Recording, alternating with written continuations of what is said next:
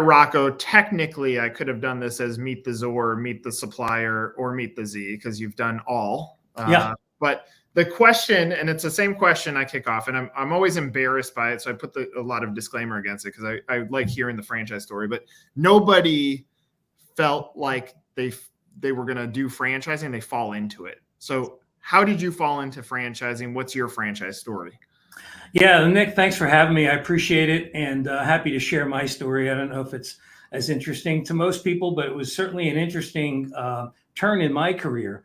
But I'm going to go back into the 80s. I was a mechanical contractor in Philadelphia, and a lot of our business was restaurants and a lot of chains. Back then, we called them chains, not franchises. And McDonald's was one of our largest accounts.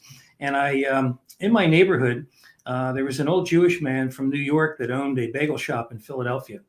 And he wanted us to renovate it. The mall, it was their 5-year lease coming up for renewal, and they had to remodel. So we took over the project. And during the project, he unfortunately passed away. So his wife came to me and said, I don't want the restaurant. I can't pay you for the remodel. Just take the restaurant. So overnight, I was in the bagel business. And from there, I bought another existing bagel shop that made 2. And then we started to operate and open 5 corporately. And then we started to franchise. And then we got to about 85 units, and we sold to a publicly traded company. And so as a franchisor, that was my first time. I did my own franchise agreement, and I took it over to a guy in Philadelphia. His name was Steve Rabb. I don't even know if he's alive anymore. But Steve looked at it and said, "Oh, my God, what a mess you made." I said, "Thank you so much." He said, "What are you talking about?" I said, "Well, at least I got through it. And because I got through it, I understand the franchise agreement. I understood every item, whether it was item 2 or item 19. And I said, now, I'm going to ask you to clean up my mess." And he did. And what a great guy. Taught me a lot.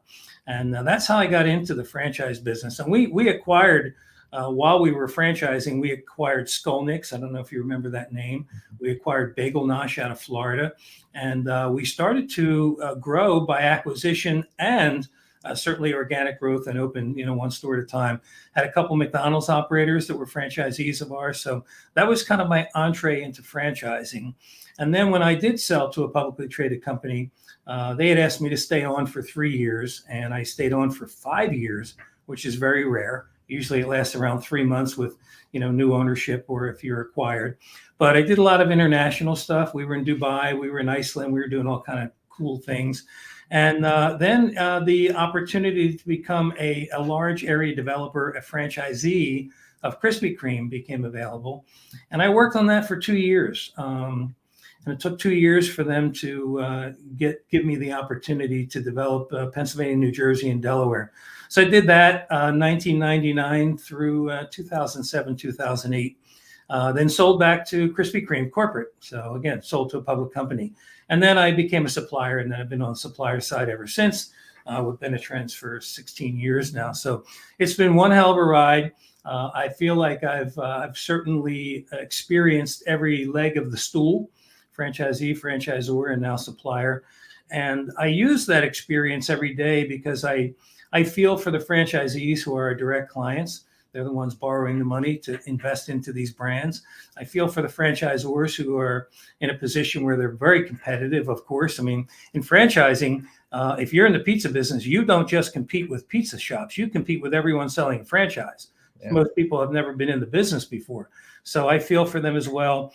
And I spent some time at the IFA. I spent 6 years on the board of directors. I spent 11 years as the chairman for the membership committee, which allowed me to meet all the new emerging brands that are coming in, and half of them didn't have the money to even afford the membership fee, but they knew they really needed to learn about franchising. So it's been one hell of a ride. I'm very fortunate that I've been in the franchise business so long, and it's been very good to me. So that's kind of my story in a nutshell. So I'm gonna my next question. I'm gonna tee it up by saying, I love playing pickup basketball. And if someone asks me, what do I love most about pickup basketball? It's when I make a great pass and someone scores. I've always had that mentality. I like making threes, but I like the great pass. In the same sort of stance, because you've touched so many different elements of the game of franchising, what do you love most about franchising? What I love most is something I don't get to do very often anymore. I really love talking to the franchise candidates and talking to the franchisors. Spend a lot of time with the brokers, as you can imagine, and the consultants. We go to the shows, and even at that, I really like to dig into what they do, how they do it. They create entrepreneurs, and that's what we do at Benetrends is create entrepreneurs. We provide the opportunity for them to fund their business, their dream. But I wish I could talk to more franchise candidates than I do, because everyone has a story, why they're doing it, how they got into it, some by default, some by design. Some have always wanted to just leave the cubicle on Sunday night. They're just, dying to do something different Monday morning other than just show up in the cubicle. So I've always heard some really great stories, and I wish I could talk to them more often. But we've got 100 employees and we have a business to run, so I don't get an opportunity as much as I used to do that. What's interesting about that answer? First of all, I love it. Secondly, I've talked with a lot of people in franchising recently about the day before they got into franchising, and the question becomes, did you understand what franchising was? And like, absolutely not.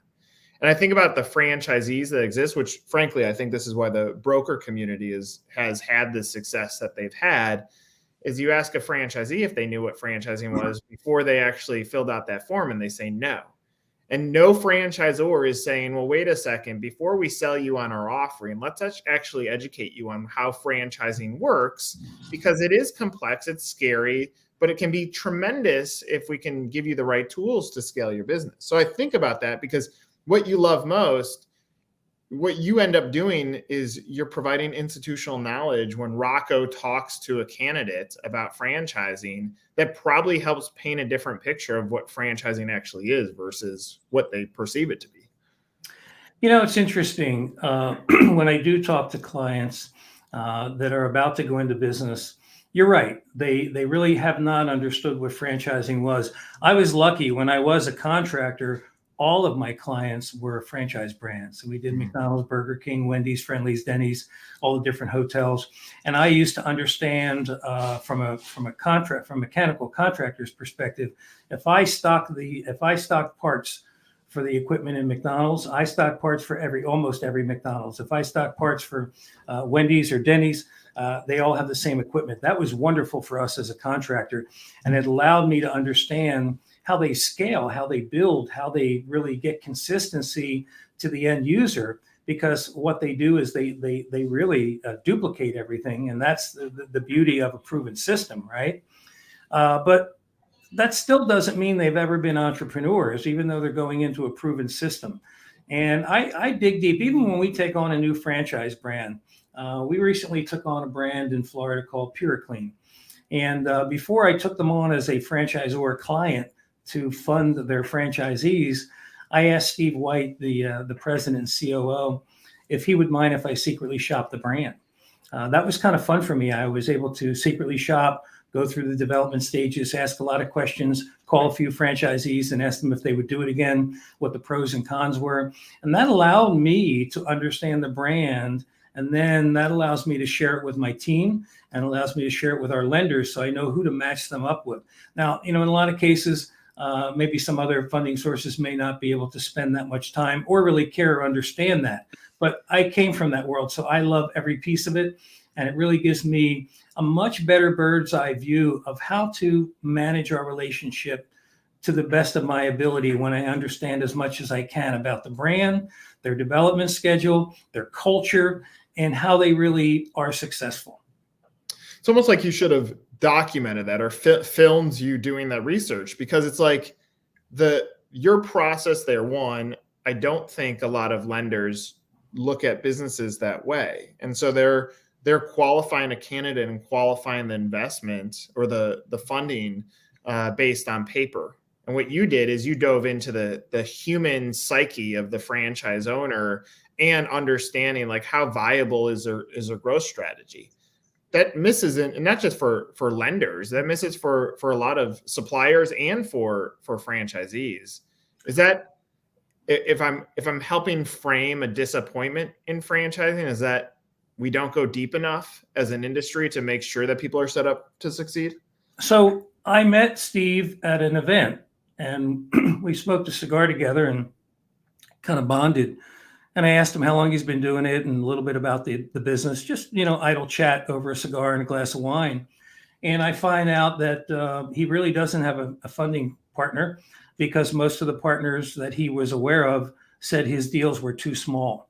And maybe they're too small for some lenders, but they're certainly not that small for other lenders. So by secretly shopping, that helped me understand the investment and what these franchisees could make if they were successful and followed the proven system. That allowed me to bring in some lenders and some different products. We now have a fleet program. A lot of the equipment required to purchase for a PureClean is a specific vehicle with a specific list of equipment. So we found lenders that had an absolute appetite for that, and it's been very successful. So again, if I didn't dig deep enough, I would have never understood what his needs were. And that allowed us just to have a better relationship. And I also talked to the development team and said, look, we at Benetrends, we're your finance department right down the hall. We're very similar to your marketing department, your operations team, and your accounting team. So we're part of your brand. So you can't call me and say, what did you do to my client? My client is telling me you didn't do this and you didn't do that. Probably the client didn't send us the information, and we log all that in. So if we're your partner and we're truly your partner, you treat us like another department within your brand, and you call us and say, hey, what's going on with John Doe? And we tell you exactly what's going on. Go, okay, great, fine. Let's follow up and make it happen. And sure enough, about 2 weeks later, we had a client that didn't follow our system, of course, by collecting documents and things that we need.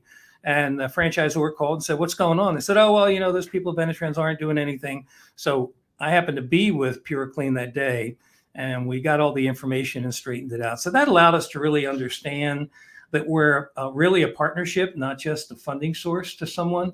And I believe that is really, really important. And things go wrong. We have humans. We deal with lenders. We deal with buyers. There's a lot of different ingredients that go into the successful launch of a brand and a franchisee. So we really take pride in the relationship and understanding what's going on, and be very transparent so that everyone knows where we are in the process. So as you're talking through that story, and I don't normally put up another website, but I'm going to do it in this scenario. I pull up their site, and everything that you just did, you validated the business, and now as a lending solution back to their franchise buyer, you're making it easier for a franchise owner to have a pathway to success. Because oftentimes they don't come properly capitalized, or they're not thinking through the model. And your fleet program that you just mentioned is another tool that you're giving to the buyer. That I think this is a miss by franchisors. As much as we're willing to put an IFA logo or VetFran icon at the bottom, when we're talking about the investment, PureClean did the right thing. They brought you on as a solution for their candidate. This is the point, in my opinion, that franchisors should start talking about the benefits of working with you or whatever lending partner that they have, because it's an asset back to the buyer that's about to go through arguably the most complex investment and life shift that they're going to go through in their entire life. So there's two pieces to it, right? The first piece is understanding the franchisee, what they're about to do. I was a franchisee. I invested a lot of money in Krispy Kreme. I know how scary it is. I know how scary it was for spouses to believe their husbands or their spouses about going into business. But the other side of it is, when I do work with lenders, I tell the lenders I was at their corporate office many, many times. I met everyone on their team. I looked at the house that they built inside their office that they flood every week with hundreds of gallons of water, and then remediate all that and get that drywall back to where it was. So when you see all that, you really get to understand their business. And I can talk about it knowledgeably with our lenders. And not all lenders are interested in that type of business. Not all lenders like restaurants or food service, but there are lenders that have specific appetites. And I could really talk to them about the investment and what I perceive is going to be the business model. Now, we also do the business plans, Nick, and that's really important. As you well know, a franchisor really can't do a business plan for a franchise candidate. Some would call that an earnings claim, because in that business plan, we've got 3-year, 5-year projections and a lot of different financial information. But we do it for them. We take a look at the industry. We understand what the industry is, what piece of that industry PureClean plays. And then most importantly, We understand the investment, where the location is, and what they could be doing. That ends up acting as a playbook for the franchisee. And after they really read the business plan, we give them something a franchisor could not possibly do legally. And I think it helps the franchisor. It certainly helps the franchisee, and it helps the lender in a big way. So that's been really, really fun for us. And we do it in-house. So it gives us an idea of what these brands are doing and allows us to kind of, look under the sheets and see what's going on. Benetrends is the logo, but is it really Rocco's story that has led into how Benetrends behaves as a brand today? Because you're reflecting back on all the things that you've been through as a entrepreneur and a business operator. Is that how Benetrends has gotten to where it is today, by relying on your backstory? No, not at all. I wish I could take credit for it, but I can't. 40 years ago, our founder, Len Fisher, who's been an ERISA attorney, a pension attorney for 55 years, he is the guy who really is the architect behind the Rainmaker. That's the rollover for business startup. That allows anyone to use their retirement funds to start a business, tax deferred and penalty free. We've been doing that for over 40 years. As you can see on the screen, and I didn't know you were going to bring this up. I'm glad you did. But we've helped. That number's a little outdated now. We've helped over 50,000 entrepreneurs use their retirement funds to start their business. So, simply stated, right now, if you've got $300,000 or $400,000 in your retirement fund, you've got a financial advisor managing that for you, and they're charging you about a point or a point and a half a year, or a month or a week, however they bill you, to manage that portfolio. As a lot of you understand now, I mean, the market hasn't been great. And when it is great, it usually lasts a little bit and then it goes down again. So that money is being invested into a lot of different publicly traded companies. What if you could really take that money and invest it in yourself? Because right now you're investing it in Apple, Microsoft, anything else your financial advisor tells you to invest in, but you don't know who the management company is. Really know nothing about the product. And most of the time people buy stock to sell it. They don't really know. If I ask most people what their investments are in and what those companies do, most of them would say, I have no idea. So now you can invest in yourself and say, I believe in this brand and I'm going to be running it and I'm putting my money behind me for a change. And that is a total difference. So that was really what started Benetrends. When I got there around 16 years ago, we were only doing the rollover. Since then, we've taken on a lot of SBA products, a lot of other different types of investments, and a lot of different ways to use your retirement funds. We have the Rainmaker Advantage plan now, which is certainly a little different for those who have a little more cash. So there's a number of different plans. We have, obviously a larger menu of products, but I would certainly give my team an enormous amount of credit for the relationships because, as I said to you earlier, we're at 60, 70 shows a year, and that takes a damn good team to get out there on a consistent basis, continue with the relationships, and then have our operating team back at the office make sure that we deliver. So it takes a village, my friend, and I'm glad to be leading the village, but it definitely takes a village. Love it. So to the candidate, historically, they're gonna come to you through a broker, a consultant, or the franchisor. Yeah. But shouldn't a candidate, if they understood the pathway of franchising before they even get into like, can this brand make sense for me?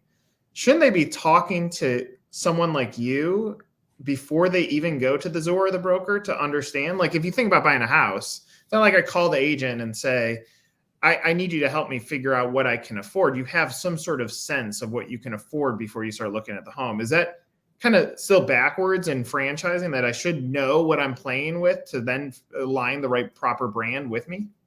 Yeah, so that's an excellent thought, and we think about it all the time. So we've stepped up our efforts on the internet. Our website constantly changes. We're out there with different search words. We really love finding people that want to be entrepreneurs, and we love to talk to them early on so they know how much business they can buy, just like you referred to, how much house can I buy? And it's not just how much I can buy, but what is it I want to buy and why? And do I have an interest or a passion for that? So we've been doing a lot of different webinars, seminars about educating entrepreneurs on what the first steps are. Mm-hmm. And certainly, we always say, don't go hunting with an empty gun. Don't go looking for a franchise if you have no idea if you could afford it or not, or how much or how little you can afford. So that's always been a challenge for us. Anytime anyone gives us advice or opinions about that, we love that, because we are trying to find those folks early on.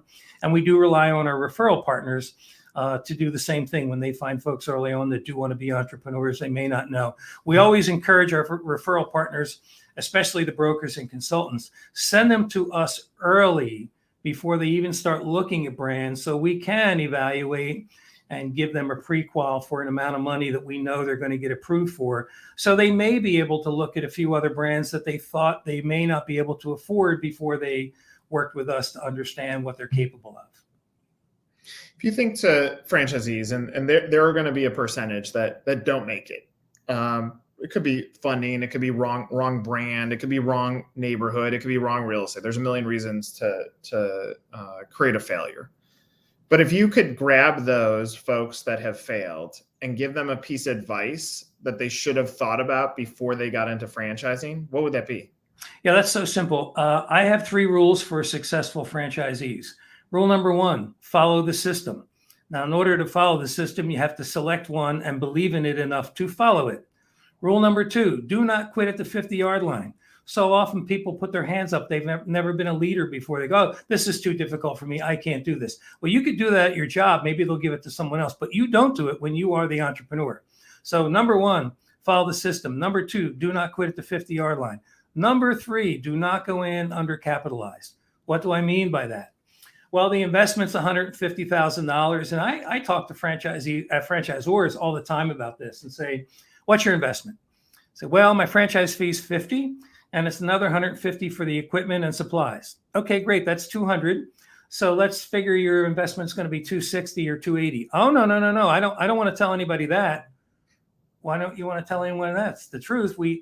Day one, you need money for your training and your expenses. You need money for your utility deposits. You need money to get your people hired and trained, and you need money for the first payroll and all the different things. And every brand is different. I don't know how long it takes any brand to ramp up to profitability. When we do a brand study, we ask them, how long will it take before this person is going to be cash flow positive or break even? And the reason I ask is simple. I want to make sure that the amount of working capital we provide for them is enough to get them through to that, so they don't have to make any cuts or do away with marketing or not hire all the people they need to hire. So we're not just in the business of getting information from a candidate and providing a loan. We really go way too deep and talk about all the things they're going to experience. So we do set up the loan properly, and we make sure they have enough money. For example, I might suggest they apply for a $300,000 loan, even though they only need $2 million. The big difference is they'll probably need $220,000 or $250,000 because there will be a delay in construction. There will be weather. There will be a million things that delay whatever you thought in terms of a date you were going to open. If you only applied for a loan for $200,000 and you had to go back to the lender for another $100,000, it will not happen. So if you apply for $3 million and you never use the $3 million, you don't pay for anything you don't use. So it's just a safer way to do it. The other thing I always also do, Nick, is I pressure test the franchise agreements. One of the things I look at is the net worth requirements. A lot of times these net worth requirements are set in the franchise agreement by the attorney, and that's fine. We just like to pressure test them and say, by the way, I'm not sure you need someone with a net worth of $500,000. Maybe you can cast a wider net and start to solicit folks that have a net worth of $300,000. Mm-hmm. In that scenario, I can get them the amount of money they need, including their working capital, to get them to have a successful loan and a successful business. On the other hand, I don't want it to be too low either, because you simply attract the wrong people. So we always take a look at all of the information in the FDD, and I don't mind sharing our thoughts. That doesn't mean a franchisor has to change, but we do at least go through it and say, here are some recommendations. Here's what we think could be possible if you'd like to at least evaluate it. But I want to close on this. There's a ghost candidate, someone that could potentially be a client of Benetrends that's been watching up to this point. Anything else you want the ghost to know to go ahead and reach out and contact you?